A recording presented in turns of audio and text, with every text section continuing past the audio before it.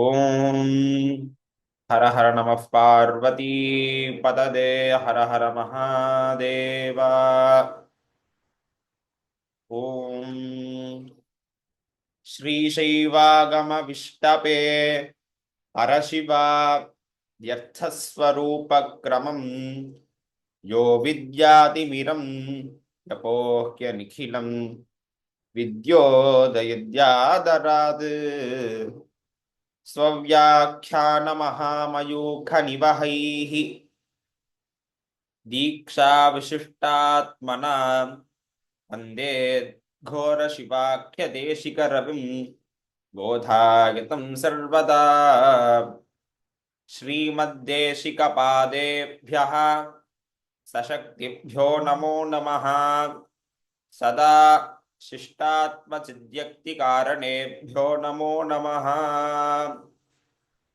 சபையில் உள்ள அனைத்து பெரியோருக்கும் எனது குருநாதருக்கும் எனது நமஸ்காரத்தை தெரிவித்து எனது உரையை நான் தொடங்குறேன்.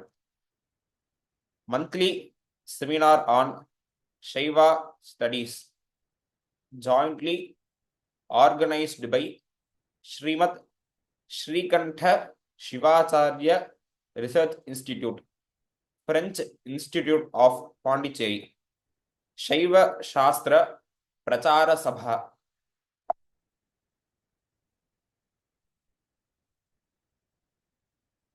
அதாவது ஸ்ரீமத் காரணாகமத்துல பூர்வ பாகத்துல 30வது படலத்துல இருக்கக்கூடிய நித்யார்ச்சனா விதி, அதாவது நித்தியமும் சிவபெருமான விதிப்படி அர்ச்சிக்கும் முறைதான் இந்த நித்யார்ச்சனா விதி.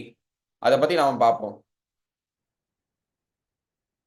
நம்ம முன்பு பார்த்தது போலவே சிருஷ்டியானது 2 வகை இருக்கு.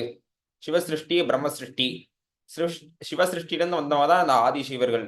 பிரம்ம சிருஷ்டியிலிருந்து வந்ததான் இந்த 4 வர்ணத்தாரும். இதை நம்ம முன்பே பார்த்திருப்போம். ஆனா இந்த பிரம்ம சிருஷ்டியிலிருந்து வந்த இந்த 4 வர்ணத்தாரும் பூஜை செய்தா என்னென்ன தோஷங்கள் வரும் அப்படின்றத பத்தி பார்ப்போம். அந்ய விப்ரஸ்பிருஷேனைவ சர்வைர் தேவலகோ பவேத் யதி மோகேன குர்வீத ராஜ்ஞோ ராஷ்டிரஸ்ய துஸ்திதிஹி. அதாவது அந்ய விப்ரஸ்பிருஷேனைவ சிவசிருஷ்டியிலிருந்து வந்த இந்த சிவ பிராமணர் மட்டும்தான், அதாவது இந்த சிவ பிராமணன் சொல்லக்கூடிய ஆதிசிவர்கள் மட்டும்தான் சிவபெருமானுடைய திருமேனியை தொட்டு பூஜை அபிஷேகம் செய்ய போன்ற செயல்களை செய்ய அதிகாரமானது உண்டு. இந்த சிவபிராமணர் அல்லாத இந்த பிரம்ம சிருஷ்டியிலிருந்து வந்த இந்த 4 வர்ணத்தாரோ சிவபெருமானுடைய திருமேனி தொட்டு பூஜை செய்தாங்கன்னா, அதாவது எதிமோகேன குர்வீத ராஜ்ஞோ ராஷ்டிரஸ்ய துஸ்திதிஹி, அதாவது எதி மோகேன மோகத்தினாலையும் ஆசையினாலையும் இந்த 4 வர்ணத்தார் சிவபெருமான தொட்டு பூஜை செய்தாங்கன்னா ராஜ்ஞோ ராஷ்டிரஸ்ய துஸ்திதிஹி, ராஜ்யம் அதாவது அந்த ராஜாவுக்கும் ராஷ்டிரம் அப்படின்னு சொல்லக்கூடிய அந்த நாட்டுக்கும் துஸ்திதிஹி, துஸ்திதி அதாவது காப்பாற்றவே முடியாதது, ஸ்திதினா காப்பாற்ற முடியும். இந்த பிரம்ம சிருஷ்டியிலிருந்து வந்த 4 வர்ணத்தாரும் பூஜை செய்யறதுனால அந்த நாட்டுக்கு பேரழிவானது ஏற்படும். ஒரு நாடு நல்லா இருக்கணும்னா அந்த நாட்டுல மழை பெய்யணும், விவசாயம் நல்லா நடக்கணும், அப்பதான் அந்த நாடானது செழிப்பா நல்லா இருக்கும். இவர்கள் பூஜை செய்யறதுனால அந்த நாட்டுல மழை பெய்யாம அந்த நாடே வறட்சியா இருக்கும்.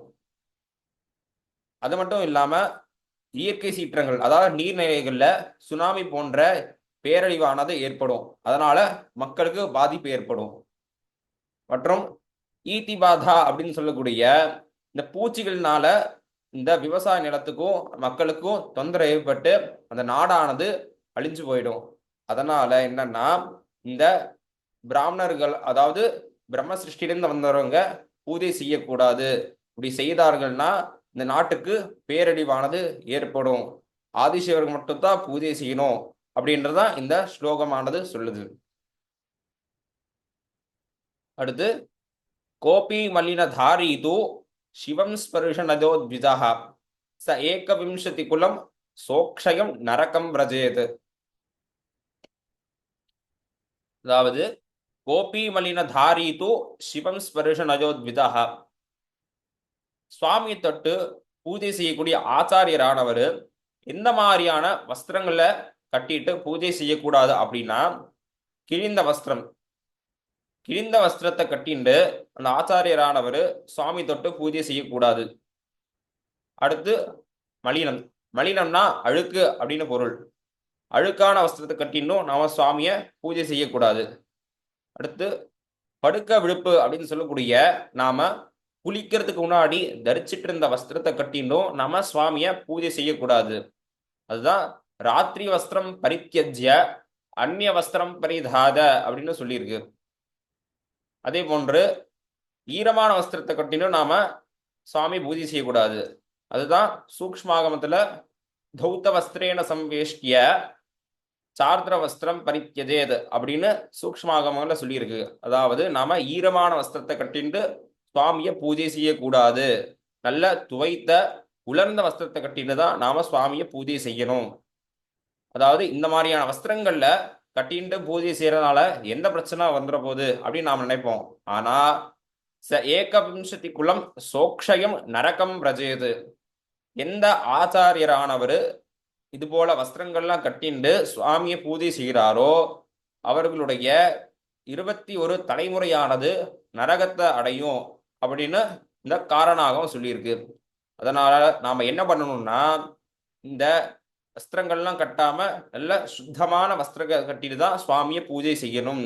அதுதான் நாட்டுக்கு நல்லது. கைலாச சிகரே ரம்யே தேவதேவார்ச்சனாதவை கௌஷிகः காஸ்யபश्चैव भारद्वाजोऽथ गौतमः अगस्त्यश्चैव पञ्चैते पञ्चवक्त्रेषु दीक्षिताः एतेभ्यश्चैव पञ्चेभ्यो जातं சந்தான பஞ்சகம். அதாவது இந்த உலகத்துல எத்தனையோ மலைகள் இருந்தாலும் சிவபெருமானுக்கு ரொம்ப பிடித்த மலை தான் இந்த கைலாய மலை. கைலாச சிகரே ரம்கே தேவதேவார்ச்சனாதவை. அந்த கைலாய மலையில சிகரே அதாவது இந்த உச்சியில, இந்த மலையோட உச்சியில ரம்கே அதாவது ரம்யமான க்ஷேத்திரத்துல தேவதேவார்ச்சனாதவை அதாவது சுவாமியானவர் தன்னை அர்ச்சிப்பதற்காக தன்னுடைய 5 முகத்துல இருந்து, அதாவது ஈசானம், தத்புருஷம், அகோரம், வாமதேவம், சத்யோஜாதம் அப்படின்னு சொல்லக்கூடிய 5 முகத்திலிருந்து ஒவ்வொரு முகத்திலிருந்தும் ஒவ்வொரு ரிஷிய சிருஷ்டி பண்றாரு.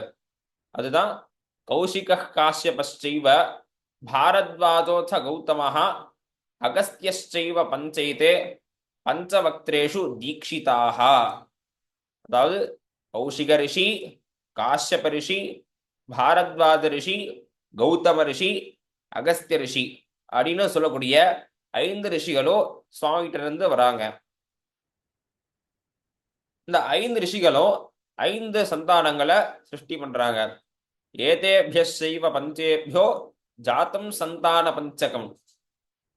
அதுதான் என்னன்னா தூர்வாசஸ்சருஷ்சைவ ததீதி ஸ்வேத ஏவஜ உபமன்யுரிதி க்யாதோ ஜாதா சந்தான தாம் ஹிதே. கௌஷிக ரிஷிகிட்ட இருந்து தூர்வாசர் சந்தானமோ, காஷ்யப ரிஷிகிட்ட இருந்து ருரு சந்தானமோ, பாரத்வாஜ ரிஷிகிட்ட இருந்து ததீதி சந்தானமோ, கௌதம ரிஷிகிட்ட இருந்து ஸ்வேத சந்தானமோ, அகஸ்திய ரிஷிகிட்ட இருந்து உபமன்யு சந்தானமோ, இது போல இந்த 5 ரிஷிகளிட்ட இருந்தும் இந்த 5 விதமான சந்தானங்கள் வராங்க. இந்த 5 சந்தானங்களும் என்ன பண்றாங்கன்னா, இந்த சைவ சமயத்தை ஸ்தாபிக்கணும்னா ஒரு இடம் வேணும். அதனால இந்த 5 சந்தானங்களும் 5 விதமான மட்டத்தை ஸ்தாபனம் பண்றாங்க. அதுதான் மடம் மந்தான காளீஷ மபிதஸ்ச சதுர்மடாஹ ஆவர்தகி கோலகீதி ததா புஷ்பகிரிஸ்ததா ரணபத்ரஸ்ச விக்னேயः தேசாம் ஹேதேஹ்யதீஸ்வராஹ அப்படின்னு சொல்லக்கூடிய இந்த ஸ்லோகத்துல வர மாதிரி மத்தியத்துல மந்தான காளீஷ மட்டமும் அந்த மட்டத்துக்கு அதிபதியா தூர்வாசரும் இருக்காங்க. அது மட்டும் இல்லாம அந்த மட்டத்தை சுத்தி மத்தியஸ்யாதிபதிர்ஞேயோ தூர்வாசாகி மட்டஸ்யது கிரமேணான்யே மட்டானாந்தோ சதுர்ணாம் அதிபா ஸ்மிருதாக அப்படின்ற மாதிரி அந்த மட்டத்தை சுத்தி 4 மடங்கள் இருக்கு. ஆமர்த்திகை மட்டத்துக்கு ருரு சந்தானமோ, கோலக்கி மட்டத்துக்கு ததீச்சி சந்தானமோ, புஷ்பகிரி மட்டத்துக்கு ஸ்வேத சந்தானமோ, ரணபத்ர மட்டத்துக்கு உபமன்யு சந்தானமோ ஆகிய இந்த 4 மட்டத்துக்கும் 4 சந்தானங்கள் மட்டாதிபதியா இருக்காங்க. இவங்க இந்த மட்டத்தை ஸ்தாபிச்சு இந்த சைவ நெறிய காப்பாற்றுறதுக்காக தான் இந்த மட்டத்தை ஸ்தாபிக்கிறாங்க. இதுல இருந்து இந்த வம்சத்திலிருந்து வந்தவங்க தான் இந்த சிவ பிராமணர்கள் அப்படின்னு சொல்லக்கூடிய ஆதிசைவர்கள். தேஷா வம்சேஷு சஞ்சாதா சிவபிராமண நாமகாக, அதாவது இந்த விதிமுறைப்படி ஆகமத்துல என்ன சொல்லியிருக்கோ அந்த சம்ஸ்காரங்கள்லாம் கடைபிடிக்கிறவங்க தான் இந்த சிவபிராமணர்கள் அப்படின்னு சொல்லக்கூடிய ஆதிசைவர்கள். இப்படிப்பட்ட இந்த சிவபிராமணர்கள் எந்த இடத்துல இருக்காங்க அப்படின்னு பார்த்தோம்னா, ஆகமங்கள் என்ன சொல்லியிருக்குன்னா, விந்தியார்தே தட்சிணே தேசே சைவோத்பத்தி பிரகீர்த்திதாக கௌசிகாச்சாத்திய ரிஷதோ ஹியாதிசைவா பிரகீர்த்திதாக. அதாவது விந்தியமலை அப்படின்னு சொல்லக்கூடிய மலைக்கு தட்சிண தேசே, அந்த மலைக்கு தெற்கு பகுதியில சைவோத்பத்தி அப்படின்னு சொல்லக்கூடிய இந்த சைவர்கள் இருக்க இடம் தான் இந்த தட்சிண தேசம். அங்கதான் இந்த சைவர்களான ஸ்தானம். இந்த உலகத்துல எல்லா இடத்துலயும் சைவர்கள் இருந்தாலும் இந்த விந்தியமலைக்கு தெற்கு பகுதி தான் அந்த சைவர்களுடைய ஸ்தானம். ஏன்னா அந்த இடத்துலதான் சமயாச்சாரர்களும் சந்தானாச்சாரர்களும் இருக்கக்கூடிய ஸ்தானம். அவங்க ஜனனம் பண்ண பூமி தான் அது. அது மட்டும் இல்லாம உலகத்திலே தோன்றின முதல் லிங்கமான சொக்கநாதர் இருக்கிற மதுரையும் பிரம்மானாலையும் விஷ்ணுவாலையும் அடிமுடிய கண்டுபிடிக்க முடியாத அண்ணாமலையார் இருக்கிற திருவண்ணாமலையும் இருக்கிற தேசம். அப்பேற்பட்ட இடத்துல யார் இருக்காங்க அப்படின்னு பார்த்தோம்னா, கௌசிகாச்சாத்ய ரிஷஜோ ஹியாதிசைவா பிரகீர்த்திதாக அப்படின்னு சொல்லக்கூடிய கௌசிகாதி பஞ்ச ரிஷிகள் தான் அங்க இருக்காங்க. இந்த கௌசிக ரிஷி, காஷ்யப ரிஷி, பாரத்வாஜ ரிஷி, கௌதம ரிஷி, அகஸ்திய ரிஷி ஆகிய 5 ரிஷிகளும் ஆதிசைவர்கள் அப்படின்னு அழைக்கப்படுறாங்க அப்படி இந்த காரணாகமும் கூறுது. இதோட என்னுடைய உரையை நான் நிறைவு செய்கிறேன். நான் சொன்னதில் ஏதாவது தவறு இருந்தா பெரியோர்கள் திருத்தி அருளுமாறு வேண்டுகிறேன்.